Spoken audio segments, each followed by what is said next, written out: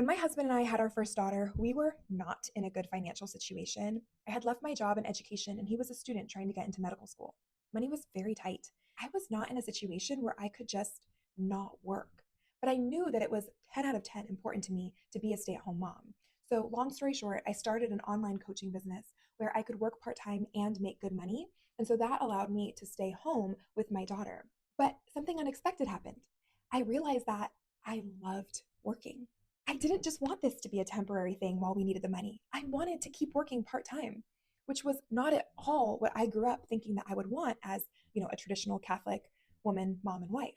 It took me a while to get into the place where I stopped shaming myself for loving to work. For a long time, I told myself that it was because we just needed the money, but that wasn't true. The truth was is that I needed the stimulation. And I have to tell you, my husband was honestly the most supportive partner in this. He never told me to stop pursuing the things I was interested in. He always supported me, whether that meant taking the kids so I could get stuff done or even investing in my business twice at the very beginning. He wanted what I want, which is for our kids to have a happy and fulfilled mother. For me, it was through his love and support that I was able to accept myself and recognize that I deserve time to do the things that I want to do too.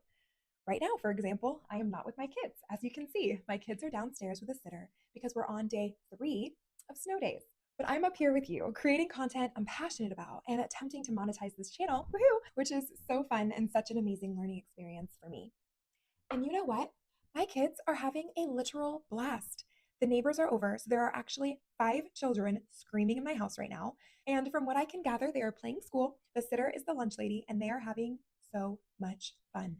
To be honest, if I were down there, I'd probably be trying to clean, making sure they don't make too big of a mess, and just overall dampening the fun. And so I'm happy, they're happy, we're all happy. Now, this doesn't mean that I don't spend tons of quality time with my kids. I do. And that also doesn't mean that I don't still sometimes wish that I were the homeschool sourdough mom who didn't care if her house was always messy and just was able to let a little bit more loose with the kids. I do. I do wish I were that person sometimes. But I've also come to love the mom that I am rather than always punishing myself for the mom that I'm not. And you know what kind of mom I am? I'm the party mom. Like, I make every celebration a huge deal, and that is so fun for me. I'm also the pray and chat before bedtime mom. While falling asleep, my kids ask me lots of questions about God